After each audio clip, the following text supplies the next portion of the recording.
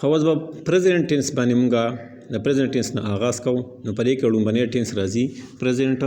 انډیپینډنټ ټینس صحیح شو نو لومبیا به د هر یو ټینس مونږه اردو پہچان لیکو اردو میں پہچان نو پریزنټ انډیپینډنټ ټینس د اردو پہچان سره د فقرو په اخره کې به تاهه تیه او تاهو وغیرہ دا پکې راځي اس ٹینس کے اردو فقروں کے آخر میں تاہے تیہے وغیرہ آتے ہیں صحیح شو دا ردی اردو پہچان شو اوس دا چې کله موږ انګلیش ته اړو نو زموږ سره دا بیا په درې قسمه دي کې سینټینس راځي پازیټیو نیگیټیو او انټراګیټیو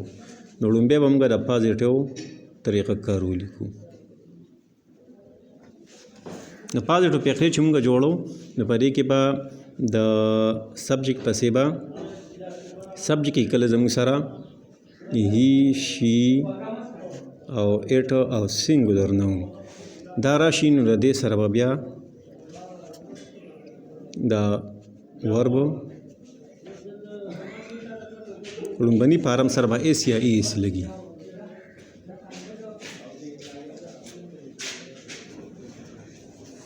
یا ایس لگتے ہیں صحیح شو او کله دین علاوه دا نوري آی وی یو د او پلورل نون دا راشي نو بیا به ایس یا ایس اضافه دا بن کیږي کے ساتھ ورب کی پہلی پارم لگتی ہے صحیح شو اوس ګوره یو دوه مثاله مونږ ورکو درې پازیټیو ګوره او سکول جاتا ہے ٹھیک شو نه دا د اردو ترتیب شو د انګلیش ترتیب تاسو ما ښودلی و لومبیا به مونږ د دې انګلیش وکړو او نو د جاتا ہے نه مونږ ته پته لګي چې دا واحد مذکر دی نو هی به راځي هی او بیا به د جاتا ہے دویم نمبر ورب راځي نو ګو ای اس په سره ولګي ګوز بشي ځکه چې دلته کې مونږ لیکلي چې هی شي اټو دا ورف سره به ایس یا ای ایس دا به لګي نو هی ګوزو ټو سکول صحیح شو اوس ګوره هم کانا کاته ہے نو